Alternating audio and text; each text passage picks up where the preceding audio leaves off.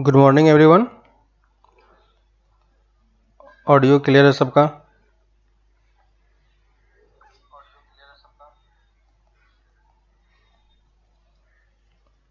Clear है? Start करें।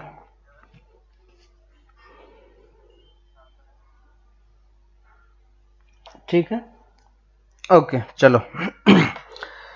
तो पहले स्टार्टिंग में ये कुछ क्वेश्चन जो मैंने पहले दिए थे, आपको बोला था ये कंप्लीट करने के लिए, शायद कुछ लोगों ने किया होगा।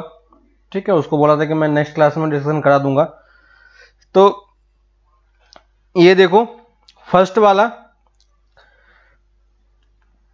सबसेट होगा या नहीं होगा? एन क्यू का सबसेट होगा या नहीं होगा? होगा, है ना। तो जिसमें होगा उसमें ये वाला सिंबल यूज करना है, जिसमें क्रॉस लिखूंगा उसमें ये वाला सिंबल यूज करना है। ठीक है, तो देख लेना आप लोग। Q और Q कॉम्प्लीमेंट में क्या होगा? सबसेट नहीं होगा। ठीक है, Z R का सबसेट होगा। ठीक है, T R का क्या होगा? सबसेट होगा। होल नंबर नेचुरल नंबर का सबसेट नहीं होगा, है ना, उसका क्या है? सुपरसेट है।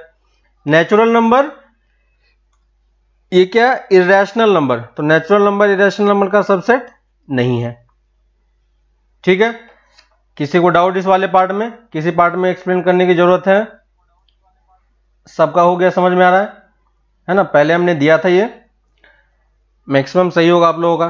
किसी पार्ट में डाउट? 1 2 3 4 5 6 किसी में नहीं है? चलो इसी में लास्ट में एक और क्वेश्चन दिया था करने के लिए,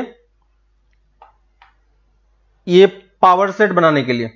ठीक ना, तो पावर सेट में ये वाला तो क्वेश्चन शीट में आपका आ गया था। ठीक है, इस वाले में जो इसका पावर सेट बनाएंगे तो कितने टोटल एलिमेंट है? 2 एलिमेंट है ना। तो पावर सेट ऑफ बी में टोटल नंबर ऑफ एलिमेंट्स कितने होंगे? 4, है ना। तो पावर सेट ऑफ बी हम क्या क्या लिख पाएंगे? सबसे पहले तो एक एक एलिमेंट को चूज करते जाओ। तो पहला सबसेट हमारा 1 हो गया, दूसरा सबसेट हमारा 2 हो गया। तो ये अपने आप में एक एलिमेंट है, तो उसके लिए सबसेट बनाने के लिए एक और कर्ली ब्रैकेट यूज करना पड़ेगा। ठीक है, थर्ड दोनों का कॉम्बिनेशन। ठीक है, और फोर्थ 5, है ना। तो ये इसके सारे पॉसिबल सबसेट हैं। तो ये इसी को हम इसका पावर सेट बोल रहे हैं। क्लियर है? तो ये 2 क्वेश्चन बाकी था, डिस्कशन हो गया। ठीक है, अब आते हैं हम लोग अपने लास्ट एक्सरसाइज 1.4 में। 1.4 में देखो, इसके अलावा किसी का और कोई डाउट है? जिन लोगों ने डाउट्स लिखा था मैंने यहां पे नोट डाउन किया है। इसके अलावा किसी का और कोई डाउट है तो लिखना कमेंट बॉक्स में। ठीक है, तब तक मैं स्टार्ट करता हूं। 1 का 3, 1.4 क्वेश्चन नंबर 1 का 3। 1 का 3 में बोल रहा है हमें यूनियन निकालना है ना। तो 3 में हमारे पास सेट ए दिया हुआ है, x is a natural number multiple of 3। Multiple of 3 कौन कौन सा एलिमेंट होगा? 3 6 9 12 और इस टाइप से कितने नंबर होंगे? इनफाइनाइटली मेनी नंबर होंगे। और सेट बी में कौन सा एलिमेंट है? सेट बी में x is a natural number less than 6। तो लेस देन 6 कौन कौन सा नंबर होगा? 1 2 3 4 5, है ना। 5 तक एलिमेंट है, लेस देन 6 बोला है, इक्वल टू नहीं बोला है। ठीक है, हमें दोनों का क्या लिखना है? यूनियन लिखना है। तो ए यूनियन बी में क्या हो जाएगा हमारा? देखो 1 2 3 4 नहीं है, सॉरी यहां पे 4 भी होगा, 4 एंड 5, है ना। इसके बाद 6 9 12 और इस टाइप से सारे नंबर बढ़ते जाएंगे। तो यही इसका यूनियन हो गया। यूनियन लिखने में कोई प्रॉब्लम नहीं होनी चाहिए, है ना। क्या है? सिर्फ मल्टीपल्स, सिर्फ हमें सारे एलिमेंट को कंबाइन करना है ना। तो एलिमेंट्स को बस हम कंबाइन करते जाएंगे, उसमें कोई प्रॉब्लम ही नहीं है। जितने भी एलिमेंट है सबको कंबाइन करते जाओ। ठीक है, 1 का 2 देखो, शीट बोर्ड पे देखो क्वेश्चन नंबर लिखा हुआ है। इसके अलावा अगर किसी का क्वेश्चन नंबर है तो फिर कमेंट बॉक्स में कमेंट करो। ठीक है, जितने पहले लिखे हुए थे वो सब मैंने नोट डाउन कर दिया है। इसके अलावा अगर किसी का कोई डाउट हो तो फिर कमेंट करो कि ये क्वेश्चन है, बाकी सबके क्वेश्चन मैंने बोर्ड पे यहाँ पे लिख दिया है। ये देखो, इस क्वेश्चन के अलावा किसी का क्वेश्चन है तो बताना। एक किसी का क्वेश्चन नंबर 2 भी है इसी का, है ना। तो थर्ड समझ में आ गया सबका। 2 में क्या है, 2 में बोल रहा है सेट ए में एलिमेंट क्या है, ए ई आई ओ यू। सेकंड में क्यों डाउट हो रहा है। बी में क्या है, ए बी सी। तो दोनों को हमें करना क्या है, कंबाइन करना है। तो कंबाइन कर दो, A B C E I O U. Union में कुछ करने की जरूरत ही नहीं है, दोनों सेट में जितने एलिमेंट है दोनों सेट के एलिमेंट को कंबाइन कर दो। बस ये देखो कि एलिमेंट रिपीट नहीं होना चाहिए, है कि नहीं। बस ये देखो कि एलिमेंट रिपीट नहीं होना चाहिए, ठीक है। सुब्रजीत, किसी भी फॉर्मेट में हो, इसने क्वेश्चन में स्पेसिफाई नहीं किया है, तो आप किसी भी फॉर्मेट में आंसर कर सकते हो, लेकिन जो सही आंसर है वो सही तरीके से रिप्रेजेंट होना चाहिए, ठीक है। आप सेट बिल्डर फॉर्मेट में लिखो या रोस्टर फॉर्मेट में लिखो, कोई फर्क नहीं पड़ता। रिप्रेजेंटेशन है, ये आपके ऊपर है कि आप कैसे बताना चाह रहे हो, ठीक है। ये बस स्टार्टिंग में हमने लिखने का तरीका सीखा था। अब अगर आपको किसी को आंसर देना है तो ये आप पे डिपेंडेंट है कि आप उसको कैसे बता रहे हो, ठीक है। उससे कोई फर्क नहीं पड़ता, आप किसी में भी आंसर कर दो, कोई प्रॉब्लम नहीं है, ठीक है। क्वेश्चन नंबर 2 हो गया, 3 हो गया। क्वेश्चन नंबर 4, सेट ए में less than number natural number. 4 में क्या डाउट हो रहा है, सेट ए में एलिमेंट क्या है, नेचुरल नंबर 1 से 6 के बीच में नेचुरल नंबर कौन कौन सा है, 2 4 2 3 4 5 6। और सेट बी में एलिमेंट क्या है हमारे पास, 6 से 10 के बीच में। तो 6 से 10 के बीच में कौन सा है, 7 8 9, ठीक है। इक्वल टू का साइन नहीं लगा हुआ है, इसलिए हमने एंड पॉइंट को इंक्लूड नहीं किया। दोनों को कंबाइन करेंगे तो क्या बन जाएगा, लिख नहीं पाओगे, लिख लोगे। जिसका क्वेश्चन नंबर 4 था, कंबाइन करके सारे एलिमेंट लिखो। Question number 5, question number 5, question number 5, question number 2 भी है, ठीक है। आंसर मत लिखो इसमें, जिसका क्वेश्चन है बस वो अपना समझ रहा है कि जिसका डाउट है, जिसका डाउट नहीं है कोई बात नहीं, बस थोड़ी देर देखते रहो। उसके बाद क्वेश्चन नंबर 5 में सेट ए और बी में, सेट ए में हमारे पास एलिमेंट क्या है, 1 2 3। क्वेश्चन नंबर 5 क्लास में करवाया था। ए यूनियन फाई क्या देता है, ए देता है ना। तो यहां पे देखो जो दूसरा सेट बी है वो क्या है, फाई है। तो जो सेट ए में एलिमेंट होगा वही एलिमेंट क्या हो जाएगा, दोनों का यूनियन भी हो जाएगा। तो ये तो क्लास में भी किया था हमने, ठीक है। 5th भी हो गया। क्वेश्चन नंबर 2, क्वेश्चन नंबर 2 में बोल रहा है ए और बी दो सेट हैं, is A is a subset of B. Check कर पाओगे, A is a subset of B, check हो पाएगा, ठीक है।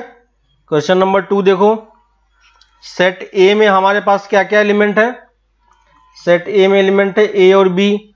सेट बी में एलिमेंट क्या है, ए बी सी।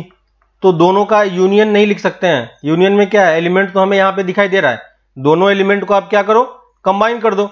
जो रिपीट हो रहा है उसको हम बार बार नहीं लिखेंगे। तो देखो क्या आ रहा है, ए बी सी, और ए बी सी एक्चुअली में किसके इक्वल है, बी के ही इक्वल है ना। तो ए यूनियन बी यहां पे क्या हो जाएगा, बी के इक्वल हो जाएगा। क्लियर है क्वेश्चन नंबर 2 जिसका था, ठीक है। हाँ, question number 3, set A and B are two subsets. Same question, question number 3 और क्वेश्चन नंबर 2 सेम है, कर पाओगे। जस्ट अभी हमने एग्जांपल में देखा है, अगर ए बी ए का सबसेट है, इसका मतलब क्या हो गया कि देखो बी ए का सबसेट है। क्वेश्चन नंबर 3 में अगर इसको आप वेन डायग्राम से समझने का ट्राई करो तो ये हमारे पास यूनिवर्सल सेट है, इसके अंदर सेट बी है ना, और इसके अंदर सेट ए होगा, है कि नहीं। तो ये एक्चुअली में क्या बता रहा है आपको, A is a subset of B, यानी ए का सारा एलिमेंट बी में है। तो देखो ए का सारा एलिमेंट बी में है, और अब अगर आप इन दोनों का यूनियन लोगे तो आपको क्या मिलेगा, सेट बी ही मिलेगा, है कि नहीं। तो अगर A is a subset of B होता है, देन ए यूनियन बी किसके इक्वल आ जाएगा, बी के ही इक्वल हो जाएगा, है कि नहीं, क्योंकि उसमें ए का सारा एलिमेंट तो आ ही रहा है। क्वेश्चन नंबर 3 क्लियर है सबका। क्वेश्चन नंबर 3 जिसका था, डाउट क्लियर है। ओके, क्वेश्चन नंबर 5 का 3 find the intersection of each pair in the above question number 1। Question number 1 में जस्ट अभी हमने क्वेश्चन नंबर 1 यहां पे किया है, तो सेट ए और बी के एलिमेंट लिखे हुए हैं, ए इंटरसेक्शन बी क्या करता है, दोनों में जो कॉमन एलिमेंट है हमें वो लिखना है।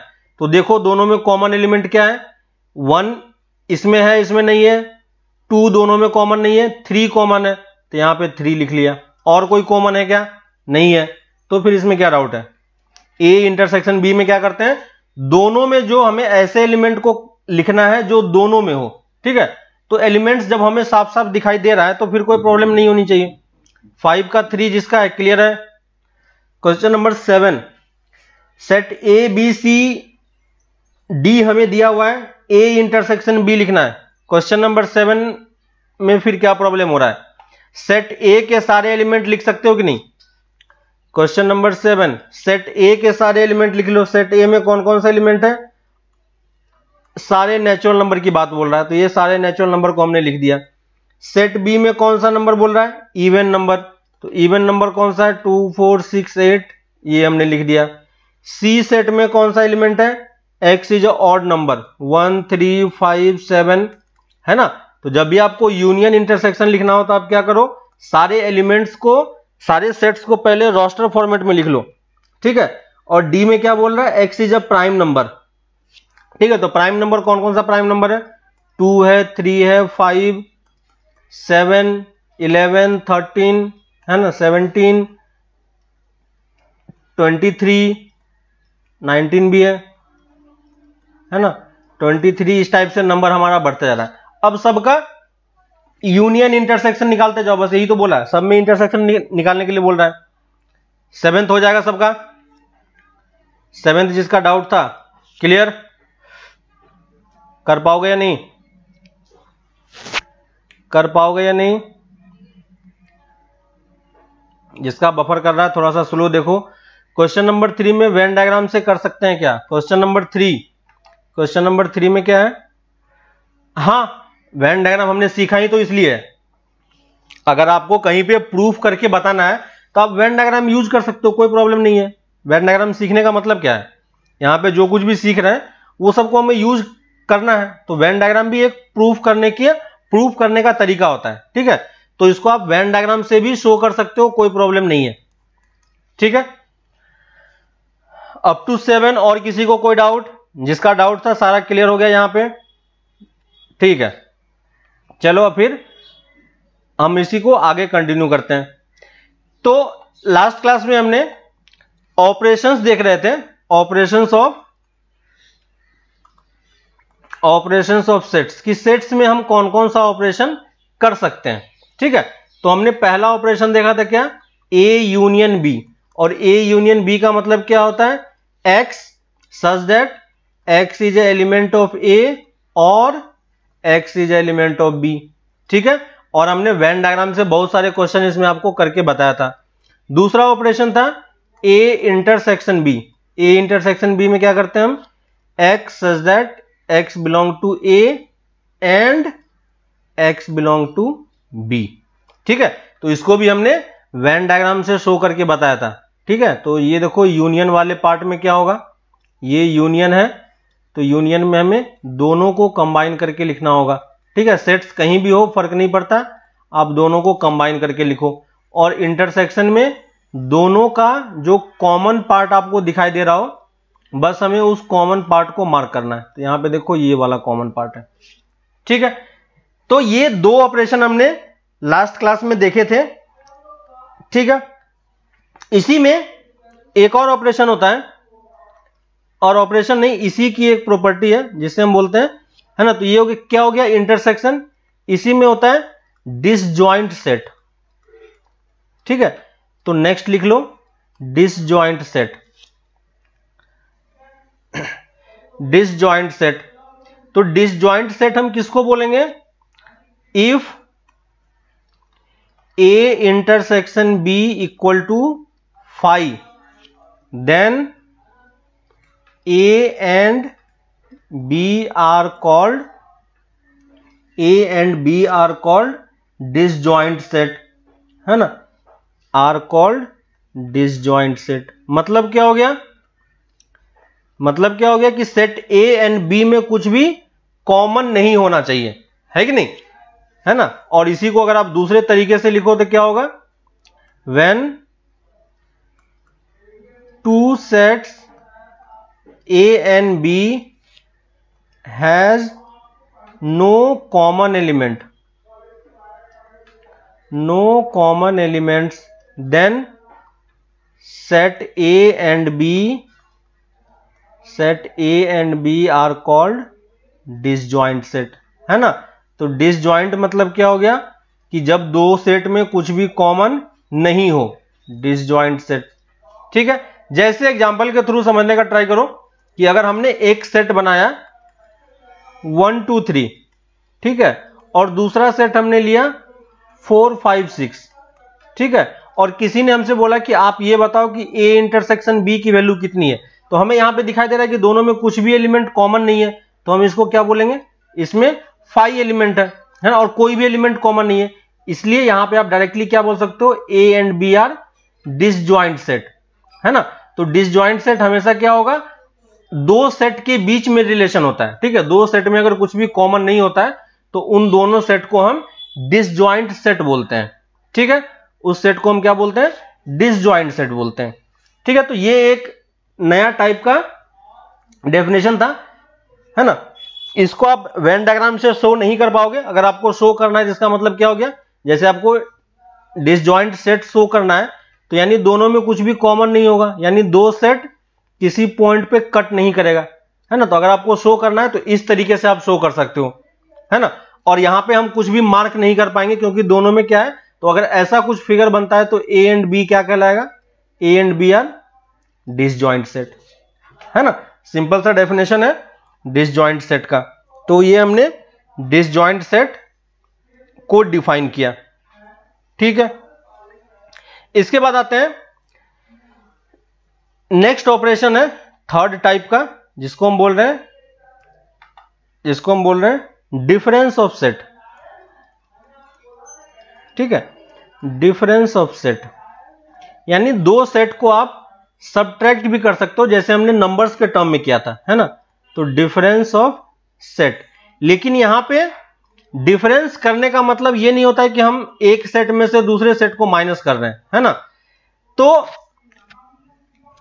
ऑडियो बाकी लोगों का क्लियर आ रहा है क्या, या सबका प्रॉब्लम हो रहा है? ऑडियो में प्रॉब्लम है क्या सबका?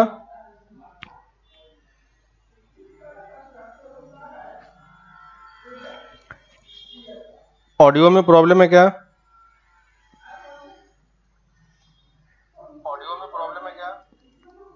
क्लियर आ रहा है? हाँ ठीक है। जिन लोगों का प्रॉब्लम हो रहा हो वो लोग बाद में देख लेना, ठीक है, क्योंकि अभी मौसम खराब चल रहा है तो कहीं कहीं पे बारिश हो रही होगी, ठीक है। तो जिन लोगों देख पा रहे हो, ठीक है, ठीक है। हाँ, तो डिफरेंस ऑफ सेट कर रहे हैं हम लोग। तो डिफरेंस ऑफ सेट में क्या होता है कि जैसे हम नंबर्स को माइनस करते हैं, चीजें वही करना है लेकिन मतलब बस डिफरेंट होता है, ठीक है। तो दो सेट को माइनस करने का मतलब क्या होता है कि हमें एक सेट में से उस एलिमेंट को माइनस करना है जो दूसरे सेट में हो, ठीक है। तो अगर हम इसको डिफाइन करें तो डेफिनेशन कैसे लिखेंगे? लिख लो, the difference of sets A and B in this order, ठीक है। यहां पे ऑर्डर मैटर करेगा, ठीक है ना। आगे हम लोग इसको डिस्कस करते हैं कि ऑर्डर का क्या मतलब है। The difference of set A and B in this order is this set, है ना। डिफरेंस ऑफ सेट भी क्या होगा? एक अलग सेट ही बनेगा। Is this set of elements which belongs to set A but does not belong or do not belong to set B, है ना। इसका मतलब क्या हो गया कि इसको हम डिनोट कैसे करते हैं? तो नोटेशन इसका इस तरीके से होता है a माइनस बी का, ठीक है। तो अगर आप इसको सेट बिल्डर फॉर्मेट में लिखना चाहो तो इस वाले में हम कौन से एलिमेंट को कलेक्ट करेंगे, तो x वैसा होगा जो कि x किसको बिलोंग करेगा, सेट a को बिलोंग करेगा, ठीक है। But x not belong to set b, ठीक है। ये यहां पे जो हमने लिखा था इन दिस ऑर्डर, है ना, तो यहां पे ऑर्डर मैटर कर रहा है। ऑर्डर मैटर करने का मतलब क्या हो गया कि हम a माइनस बी जब करेंगे, है ना, जब हम a माइनस बी करेंगे तो a माइनस बी करने का मतलब क्या हो गया कि हमें a के एलिमेंट को देखना है ना, और b का एलिमेंट जो इसमें कॉमन हो उसको हमें हटा देना है, ठीक है। तो इसको हम एग्जांपल से समझते हैं तो आपको और अच्छा तरीके से क्लियर होगा। जैसे अगर मैं बोलूं आपसे कि हमारे पास एलिमेंट है और हमारे पास दो सेट है, ठीक है, एग्जांपल ले लेते हैं तो आपको और अच्छे तरीके से क्लियर होगा। डेफिनेशन जिसका लैग कर रहा है थोड़ा सा पीछे करके देखो। सेट ए में हमने एलिमेंट लिया 2 3 4 5, ठीक है, और सेट बी में हम एलिमेंट ले रहे हैं 4 5 6 7 8, ठीक है। अब देखो a माइनस बी जब हम करेंगे तो a माइनस बी का मतलब क्या हो गया कि हमें वही एलिमेंट को लेना है जो a का पार्ट हो, b का पार्ट नहीं हो। x belong to a but not x belong to b। तो देखो a में कौन कौन से एलिमेंट है, तो a में 2 है 3 है 4 है और 5 है, ये 4 एलिमेंट है। लेकिन इसमें से कौन सा एलिमेंट सेट b को बिलोंग कर रहा है, तो 4 जो है वो b में ही है, तो हम यहां पे 4 को नहीं लिखेंगे। 5 भी है, वो किसका पार्ट है, b का पार्ट है। तो a माइनस बी में सिर्फ क्या एलिमेंट होगा, 2,3 होगा, ठीक है। a माइनस बी में सिर्फ क्या एलिमेंट होगा, 2,3 एलिमेंट होगा। क्लियर है। ऐसे ही ऑर्डर का मतलब समझ में आ रहा है कि a में से b को माइनस कर रहे हैं। अगर इसी क्वेश्चन में ये बोलता है कि b माइनस a बताओ तो हम क्या लिखेंगे, b माइनस a बताओ तो हम क्या लिखेंगे, बताओ। b माइनस ए में क्या होगा, तो पहले b के सारे एलिमेंट लिख लो और उसमें से देखो कि कौन सा एलिमेंट सेट a में है। तो कौन कौन सा एलिमेंट सेट a में है, 4 और 5। तो 4 और 5 को यहां से मैंने हटा दिया, तो सिर्फ क्या बचेगा, 6 7 8।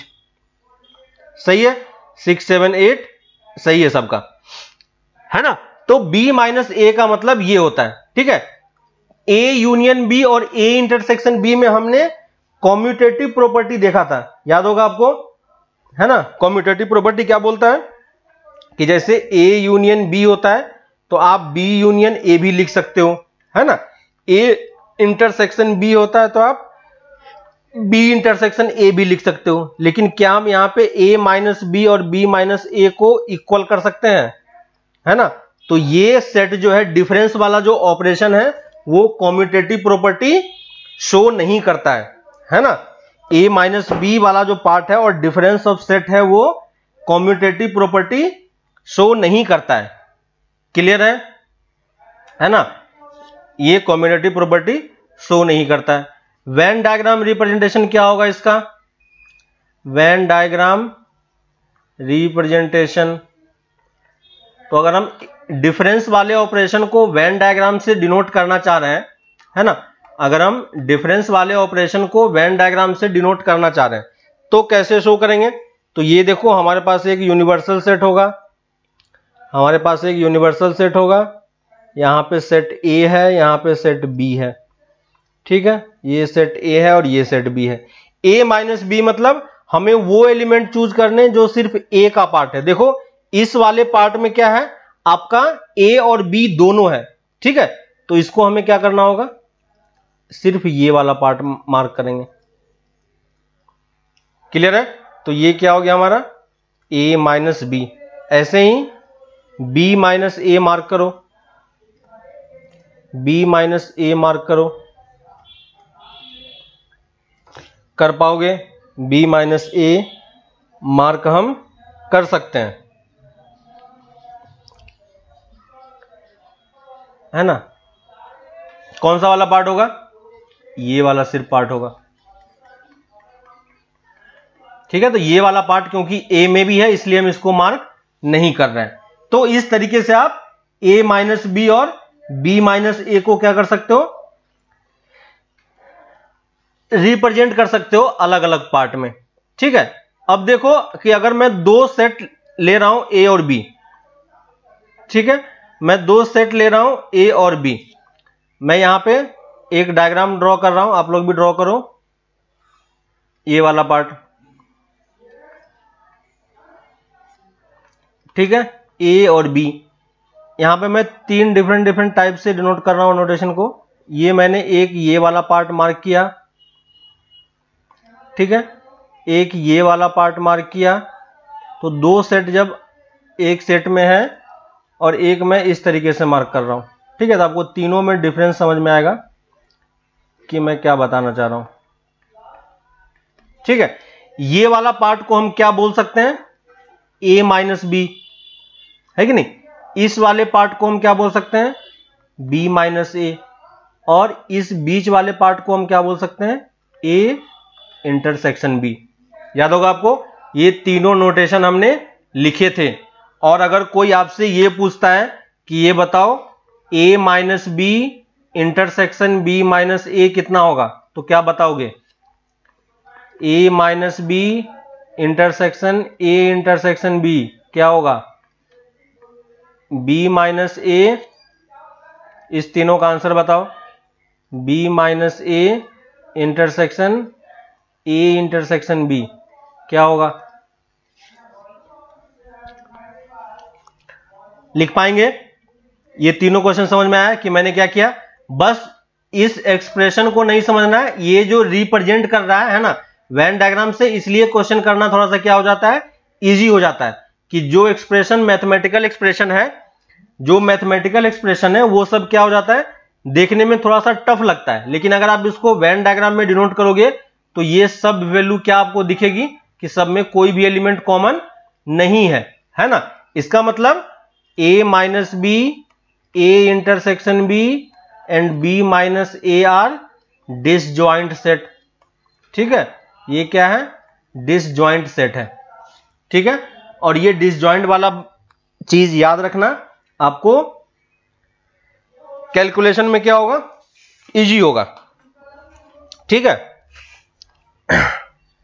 अब देखो यहां तक आपको समझ में आ गया होगा कि हम कैसे सेट्स को डिसजॉइंट सेट या यूनियन इंटरसेक्शन को हम रिप्रेजेंट कर पा रहे हैं।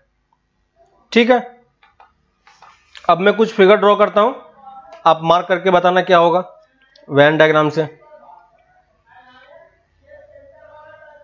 ठीक है, आपको ये सब मार्क करके दिखाना है।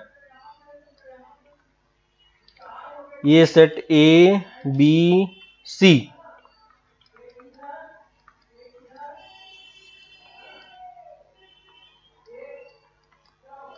मार्क करो इसको, कौन सा पार्ट होगा, मार्क करो, फिर मैं सॉल्व करके दिखाता हूं आपको।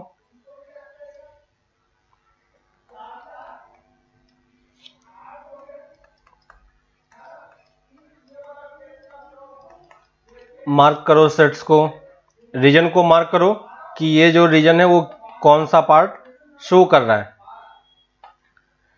ये कौन सा पार्ट शो कर रहा है।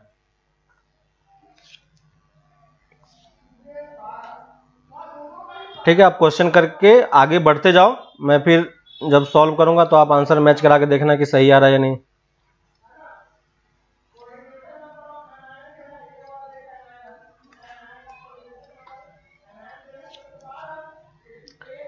आप लोग सॉल्व करते जाओ, सॉल्व करते जाओ।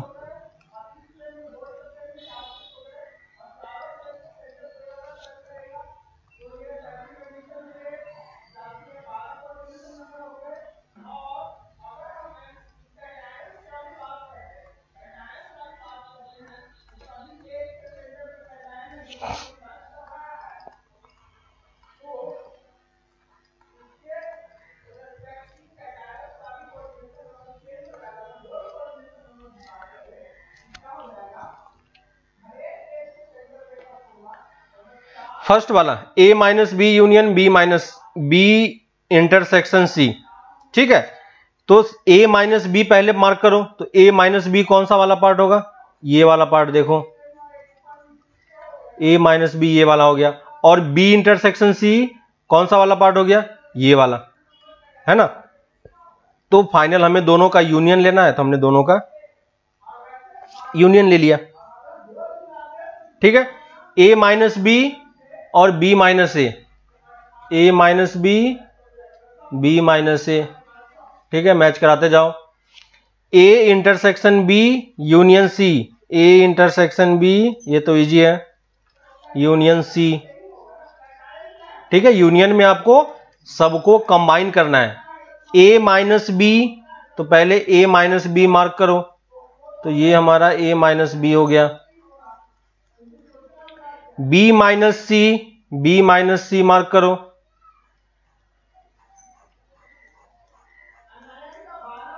है ना, और c माइनस ए, तो c माइनस ए कौन सा पार्ट हो जाएगा,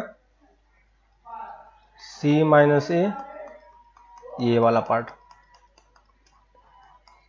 सबका क्लियर हो रहा है, सिर्फ ये मिडिल वाला पार्ट नहीं होगा, बाकी सारा पार्ट देखो कवर हो रहा है, ठीक है। तो आप इसको अगर अच्छे से मार्क करोगे तो सिर्फ जो तीनों का कॉमन वाला पार्ट है वो पार्ट मार्क नहीं होगा, a intersection b intersection c mark नहीं होगा।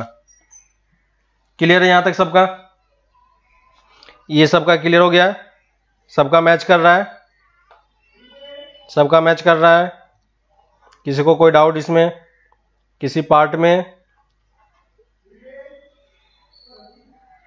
किसी पार्ट में किसी को डाउट, ओके, ठीक है। तो हम लोग फिर नेक्स्ट ऑपरेशन देखते हैं, ठीक है, नेक्स्ट पे आते हैं हम लोग। नेक्स्ट ऑपरेशन है हमारे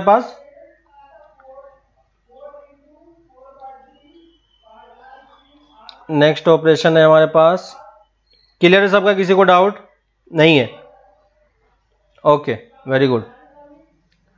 नेक्स्ट हम आते हैं कॉम्प्लीमेंट्स पे, ठीक है। नेक्स्ट हमारा ऑपरेशन है fourth operation, complement of a set, ठीक है। कॉम्प्लीमेंट ऑफ सेट को हम कैसे रिप्रेजेंट करते हैं, है ना। कॉम्प्लीमेंट ऑफ सेट का मतलब क्या होता है कि कॉम्प्लीमेंट ऑफ सेट का मतलब है कि हमें वो एलिमेंट फाइंड करने हैं जो गिवन सेट में नहीं हो, ठीक है, जो कि गिवन सेट में नहीं हो। जैसे पहले डेफिनेशन लिख लेते हैं, फिर हम इसको लिखते हैं, ठीक है। The complement of a set,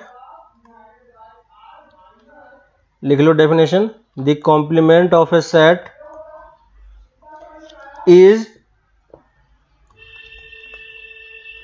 the set of all elements which is not element of a set A, कर लो यहां पे, है ना, सेट A की बात कर रहे हैं, which is not in set A, है ना। और इसको हम रिप्रेजेंट कैसे करेंगे, रिप्रेजेंट कैसे होगा, A ऊपर में C लिख देते हैं कॉम्प्लीमेंट, और A या डैश यूज कर लेते हैं, ठीक है। तो किसी किसी बुक में डैश भी लिखा रहता है, किसी किसी बुक में सी भी लिखा रहता है, ठीक है। तो फर्क नहीं पड़ता है, बस आपको दोनों का मतलब समझ में आना चाहिए कि उसका मतलब क्या है, ठीक है। तो अलग अलग बुक में अलग अलग नोटेशन है, लेकिन मतलब सेम है, ठीक ना। अब सेट कॉम्प्लीमेंट का मतलब क्या हो गया, तो जैसे इसको आप पहले वेन डायग्राम से समझो तो और अच्छे तरीके से क्लियर होगा, ठीक है। तो वेन डायग्राम रिप्रेजेंटेशन क्या होगा इसका, वेन डायग्राम रिप्रेजेंटेशन कि अगर हम इस ऑपरेशन को वेन डायग्राम से शो करना चाहें तो हमें ये याद है कि अगर हमें कोई सेट A दे देता है, ठीक है, तो किसी भी सेट का एक यूनिवर्सल सेट हम हमेशा फाइंड कर सकते हैं, है ना। तो हर बार देखो हमने जितने बार भी बनाया था, हमने स्क्वायर वाला ये वाला टर्म यूनिवर्सल सेट हमने हर बार बनाया था, ठीक है। तो A कॉम्प्लीमेंट क्या बोल रहा है कि हमें वो सारे एलिमेंट इंक्लूड करने हैं जो A में नहीं है। तो A में कौन से एलिमेंट है, ये सारा एलिमेंट क्या है, A में है, है ना, इसके अंदर वाला पार्ट जितने भी आ रहा है ये सब ए में है, तो हमें इसके एलिमेंट नहीं चाहिए, तो हमें कौन सा एलिमेंट में जाना पड़ेगा, इसके बाहर वाला एलिमेंट, है ना। तो इसके बाहर ये भी क्या है, ढेर सारे एलिमेंट्स हैं, ठीक है। तो अगर आपको ए कॉम्प्लीमेंट शो करना है तो ए कॉम्प्लीमेंट हम कैसे शो करेंगे, इस बीच वाले पार्ट को मार्क नहीं करेंगे, है ना, तो इसके बाहर वाले पार्ट को हमें मार्क करके बस बताना है, ठीक है। तो ये हमारा क्या हो गया, ए कॉम्प्लीमेंट हो गया, ठीक है। तो ए कॉम्प्लीमेंट मतलब क्या हो गया, उस सेट के बाहर वाला सेट, ठीक है। इसका मतलब जो भी सेट हमें गिवन होगा उसके लिए पहले हमें क्या गिवन होगा, एक यूनिवर्सल सेट गिवन होगा, है कि नहीं। जैसे अगर मान लो किसी ने यूनिवर्सल सेट को ये डिफाइन किया 1 2 3 4 5 6 तक, ठीक है, और किसी ने सेट ए डिफाइन किया 2 3, ठीक है। तो अगर हमें ए कॉम्प्लीमेंट लिखना है तो ए कॉम्प्लीमेंट में हम कौन सारे एलिमेंट लिखेंगे, वो सारे एलिमेंट लिखेंगे जो सेट ए में नहीं है, है ना, इस सेट के बाहर है। और इस सेट के बाहर कितने नंबर है, तो इस सेट के बाहर बस इस यूनिवर्सल सेट की बात बोल रहा है। तो जब भी आपसे कॉम्प्लीमेंट की बात बोलेगा तो वो यूनिवर्सल सेट डिफाइन कर देगा, है कि नहीं। आपको ये चीज समझ में आ रहा है कि अगर यूनिवर्सल सेट डिफाइन नहीं होगा तो सबके आंसर डिफरेंट डिफरेंट आ सकते हैं, है ना। कोई यूनिवर्सल सेट नेचुरल नंबर ले सकता है, कोई रियल नंबर ले सकता है, कुछ भी ले सकता है। तो जब भी आपको सेट डिफाइन होगा उसके कॉरस्पॉन्डिंग कोई ना कोई एक यूनिवर्सल सेट वो डिफाइन करके दे देगा कि इसी के रिस्पेक्ट में हमें कॉम्प्लीमेंट कैलकुलेट करना है। तो इसका कॉम्प्लीमेंट कितना हो जाएगा, 1 4 5 6, ठीक ना। तो कॉम्प्लीमेंट में आपको यह ध्यान रखना है कि हमेशा एक यूनिवर्सल सेट आपको ऑलरेडी गिवन होगा, है ना। कॉम्प्लीमेंट हमेशा किसी गिवन सेट के रिस्पेक्ट में निकलता है, ठीक है। आप कोई भी अगर आपको सेट दे दे, जनरली अगर कोई आपसे बोले कि ये हमारा एक सेट है, ठीक है, 5 6 7 8 और इसका कॉम्प्लीमेंट निकाल के बताओ, तो क्या हम इसका कॉम्प्लीमेंट निकाल पाएंगे क्या। अगर कोई हमें यह देता है कि find the complement set of, है ना, find the complement set of this, तो क्या ये इसका कॉम्प्लीमेंट आप निकाल पाओगे क्या, इस सेट का कॉम्प्लीमेंट निकाल पाओगे, बताओ कोई, क्या हम इस सेट का कॉम्प्लीमेंट निकाल के बता सकते हैं। अगर कोई आपसे ये पूछे कि मुझे इसका कॉम्प्लीमेंट बताओ क्या होगा, तो क्या आप इसका कॉम्प्लीमेंट बता पाओगे, नहीं बता पाओगे। समझ में आ रहा है, सबका क्लियर है, नहीं बता पाएंगे। क्यों नहीं बता पाएंगे, क्योंकि यहां पे यूनिवर्सल सेट डिफाइन नहीं है। अगर मुझसे डिफाइन करने के लिए बोले कि यूनिवर्सल सेट आप कुछ भी बनाओ, तो मैं बहुत तरीके से यूनिवर्सल सेट बना सकता हूं, है ना।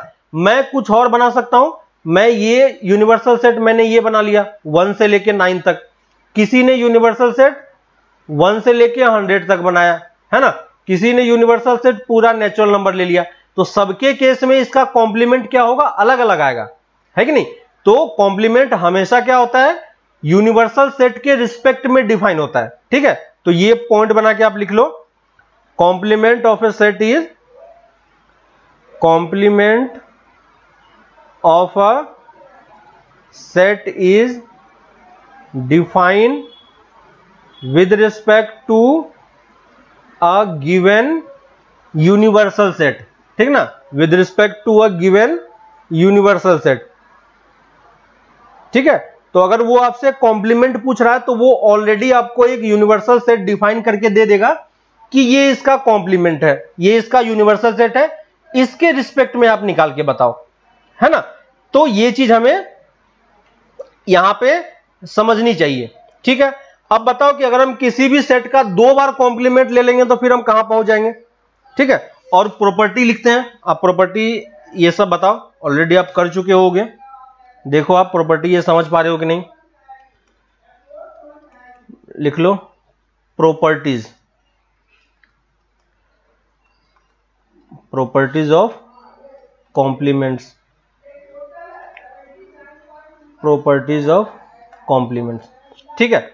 फर्स्ट प्रॉपर्टीज है, अगर हम ए को उसी के साथ कॉम्प्लीमेंट लेते हैं तो क्या मिलेगा, यूनियन करते हैं किसी गिवन सेट का उसी सेट के कॉम्प्लीमेंट के साथ आप उसका यूनियन करो तो क्या मिलेगा, लिख के बताओ ये, अगर किसी को समझ में आ रहा है तो बताओ मुझे, इसमें क्या समझ में नहीं आ रहा।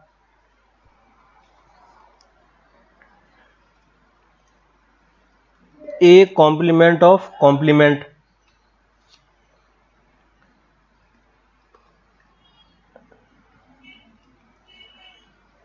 Complement of phi and complement of universal set. First का बताओ क्या होगा, फर्स्ट का क्या होगा, यू, वेरी गुड, है ना। अगर आप ए को उसी के साथ कॉम्प्लीमेंट लोगे तो आपको क्या मिलेगा, यूनिवर्सल सेट। ये क्या है, यूनिवर्सल सेट, ठीक है। तो यहां पे कैपिटल में यू लिखा हुआ है, वो सब यूनिवर्सल सेट है। ए इंटरसेक्शन ए कॉम्प्लीमेंट क्या मिलेगा, फाई मिलेगा। इसका मतलब ए और ए डैश क्या होता है, ए और ए कॉम्प्लीमेंट क्या होता है, डिसजॉइंट सेट होता है। ए और ए कॉम्प्लीमेंट क्या होता है, डिसजॉइंट सेट होता है। अगर आप किसी गिवन सेट को एक बार और उसका आप दो बार उसका आप कॉम्प्लीमेंट ले लोगे तो आप कहां पहुंच जाओगे, फिर से ओरिजिनल पे, है ना। मतलब कि आप एक बार रिवर्स कर लो, रिवर्स को फिर से रिवर्स कर रहे हो, है ना, तो फिर से आप ओरिजिनल पोजीशन पे पहुंच जाओगे। फाई का कॉम्प्लीमेंट कितना होगा, फोर्थ, फाई का कॉम्प्लीमेंट कितना होगा, वेरी गुड, फाई का कॉम्प्लीमेंट कितना हो जाएगा, कंप्लीट यूनिवर्सल सेट, और यूनिवर्सल सेट का कॉम्प्लीमेंट कितना हो जाएगा, फाई, ठीक है। तो आपको अब ये चीज समझ में आ रहा है कि कॉम्प्लीमेंट वगैरह को हम कैसे डिनोट करते हैं, ठीक है। कुछ हम लोग वेन डायग्राम ड्रॉ करते हैं और आप इसका मार्क करके बताओ कि क्या होगा।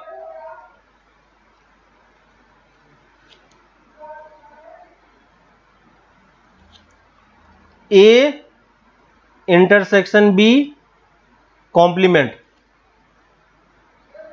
ए इंटरसेक्शन बी कॉम्प्लीमेंट करके बताओ। ये आपका सेट ए है, ये बी है,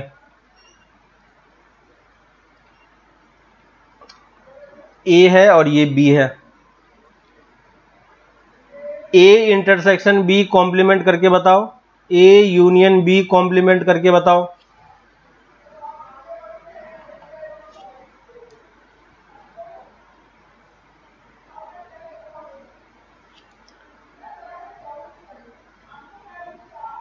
ये ए है और ये बी है, A complement union B complement करके बताओ। ये चार आपको डायग्राम ड्रॉ करना है, ठीक है। रीजन मार्क करो कि कौन सा रीजन आपका आ रहा है और उसके बेसिस पे हम ड्रॉ करके देखते हैं कि क्या आता है, ठीक है। फर्स्ट सबका हो गया, फर्स्ट में मार्क करूं क्या, फर्स्ट सबका हो गया। तो सबसे पहले आप कॉम्प्लीमेंट को भूल जाओ, उसके अंदर वाला पार्ट देखो कि एक्चुअली में सेट कौन सा है। तो यहां पे कौन सा सेट है, ए इंटरसेक्शन बी है, ठीक है। तो ए इंटरसेक्शन बी कौन सा पार्ट है, पहले हम उसको मार्क कर लेते हैं। तो ये वाला पार्ट हमारा क्या है, ए इंटरसेक्शन बी है, लेकिन हमें इसका कॉम्प्लीमेंट चाहिए। इसका मतलब इस सेट के बाहर वाला जितना पार्ट है, तो इसके बाहर वाला पार्ट कौन सा होगा। तो देखो मैं वर्टिकल लाइन से ड्रॉ कर रहा हूं, तो इस सेट के बाहर जो मार्क किया हुआ था मैंने हॉरिजॉन्टल लाइन से, देखो उसके बाहर जितने भी एलिमेंट हैं वो सब क्या है, ये वाला पार्ट है, ठीक है। तो इस सेट के अंदर के एलिमेंट को आपको मार्क नहीं करना है, ठीक है। ये जो आपका सेट दिया हुआ था, इस सेट को छोड़ के, है ना, इस सेट को छोड़ के इसके बाहर के सारे पार्ट हैं, ठीक है। इसको मैं थोड़ा सा डार्क कर देता हूं तो आपको और अच्छे से क्लियर होगा। ये वाला रीजन हमारा है,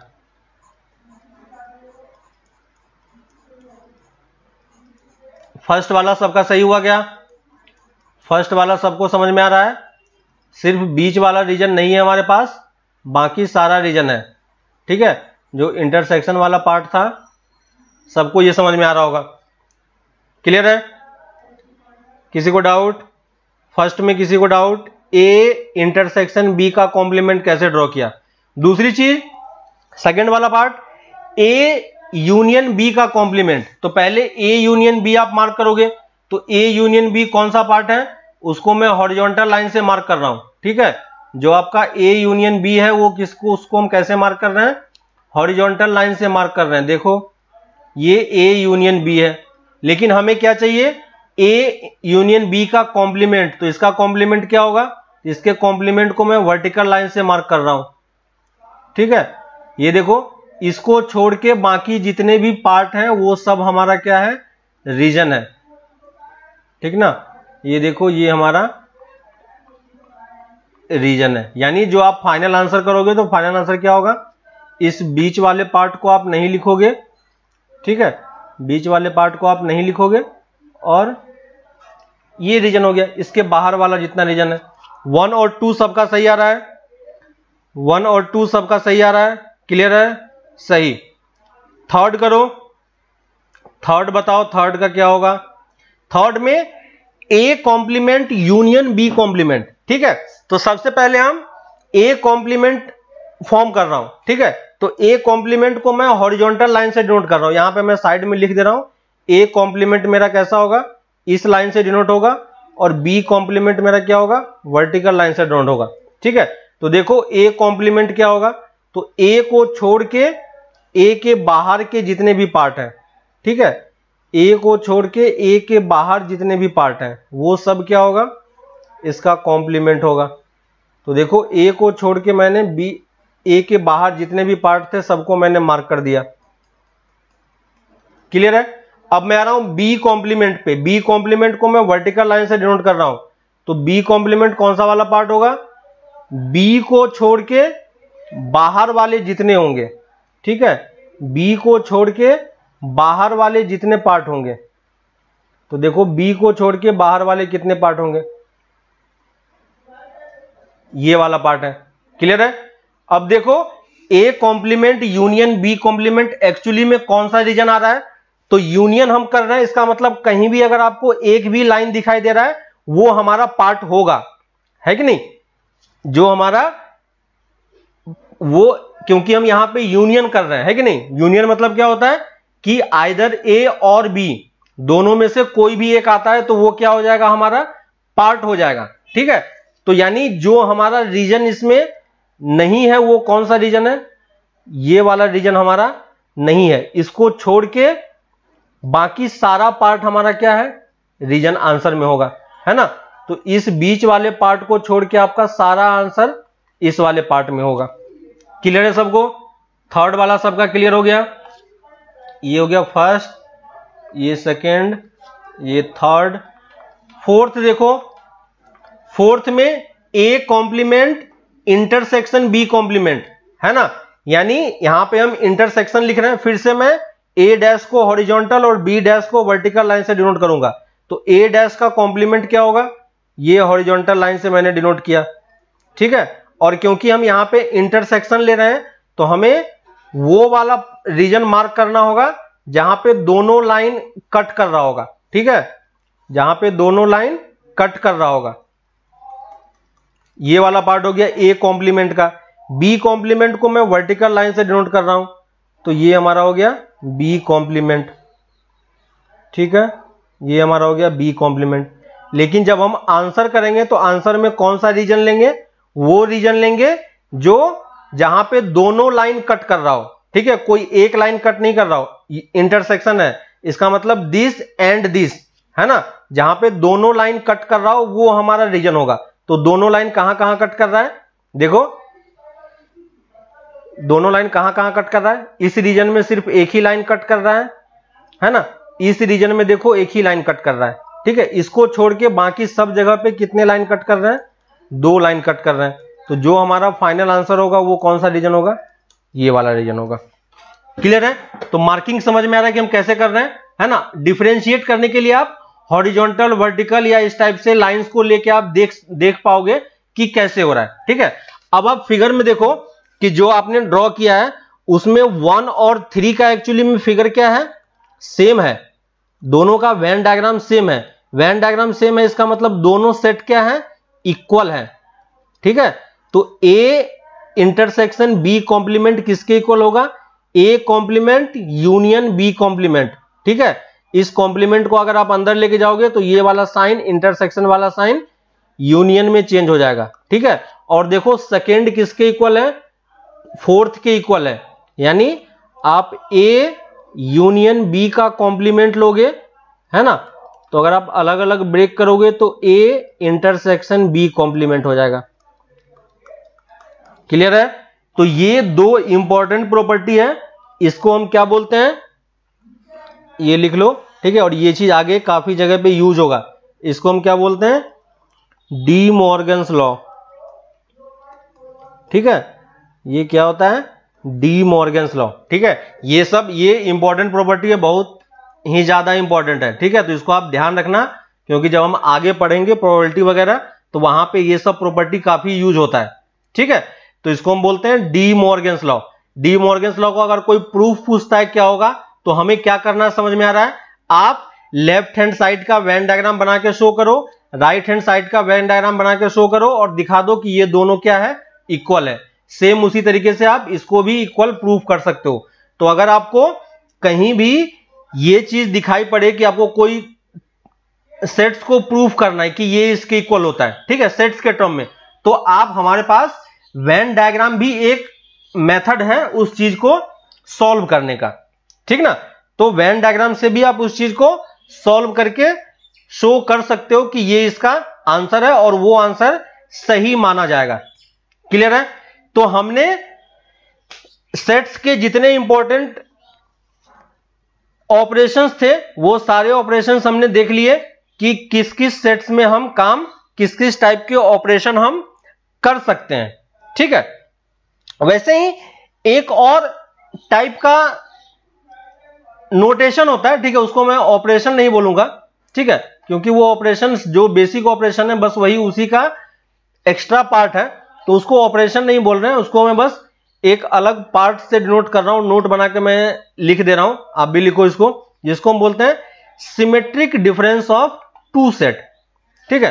तो एक नोट बना के लिख लो बस, ठीक है, ये ऑपरेशन नहीं है, बस नोटेशन है, symmetric difference of two set, ठीक है। क्वेश्चन करोगे कभी कभी तो ऐसा कुछ नोटेशन देखने को मिलता है, ठीक है। तो उस नोटेशन का मतलब क्या होता है, बस आपको वो समझ में आना चाहिए और बाकी कोई प्रॉब्लम नहीं है इसमें, ठीक है। तो सिमेट्रिक डिफरेंस को हम कैसे डिनोट करते हैं, इस टाइप के डेल्टा के सिंबल से डिनोट करते हैं, है ना। तो कहीं कहीं पे आपको ए डेल्टा बी लिखा होगा, है ना। तो ए डेल्टा बी को हम कैसे रिप्रेजेंट करेंगे उस चीज को हम देखते हैं। तो ए डेल्टा बी क्या होता है, A minus B union B minus A, ठीक है।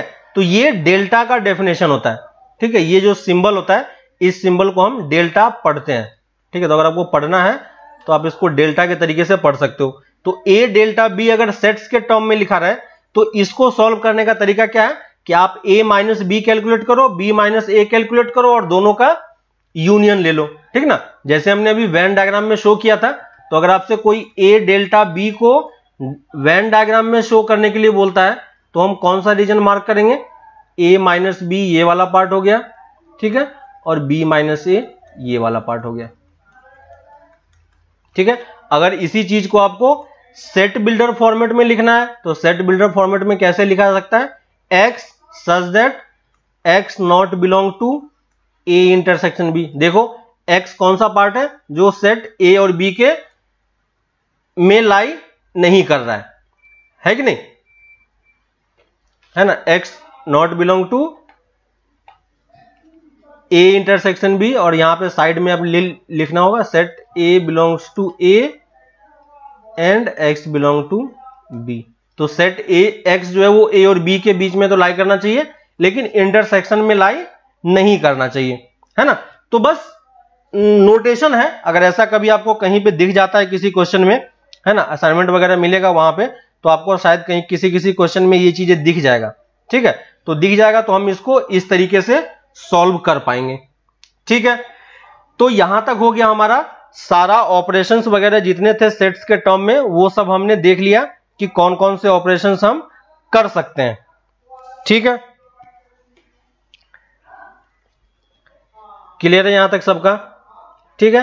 अब इसके बाद जो पार्ट है वो इसका क्वेश्चन पे बेस्ड है, ठीक है। तो वेन डायग्राम को हम किस तरीके से क्वेश्चन में यूज करते हैं ये हम लोग नेक्स्ट क्लास में देखेंगे कि प्रैक्टिकली हम वेन डायग्राम को यूज करके क्वेश्चंस को कैसे सॉल्व कर पाते हैं, ठीक है, तो वहां से आगे हम लोग नेक्स्ट क्लास में इसको कंटिन्यू करेंगे। ठीक है, तो यहां तक के लिए ऑपरेशंस वाला पार्ट कवर हो चुका है। ठीक है, होमवर्क के लिए लिख लो, होमवर्क में आपका 1.47 तक हो चुका है।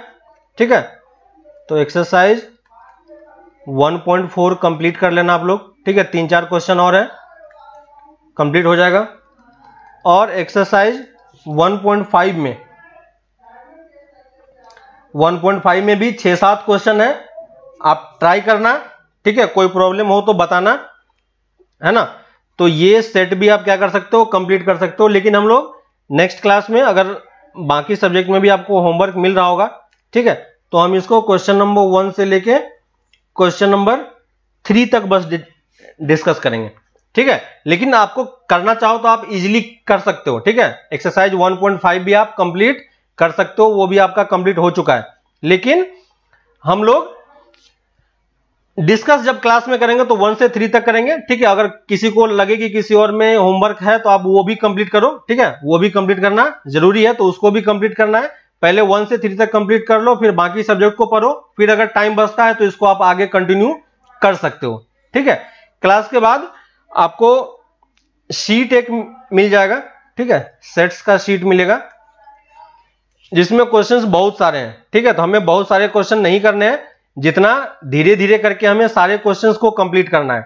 ठीक है, तो क्वेश्चंस उसमें बहुत सारे देखने को मिलेंगे, लेकिन ऐसा नहीं है कि आप जल्दबाजी में आपको ऐसा लगे कि मुझे सारा क्वेश्चन करके कल डिस्कस करना है। ठीक है, जितना क्वेश्चन यहाँ पे लिखा जा रहा है बस उतना ही क्वेश्चन आपको कंप्लीट करके रखना है, ताकि हम नेक्स्ट क्लास में जब इसको हो तो इसको हम डिस्कशन कर सके। ठीक है, शीट को सबमिट नहीं करना है, लेकिन आपके कॉपी में ये चीज होना चाहिए।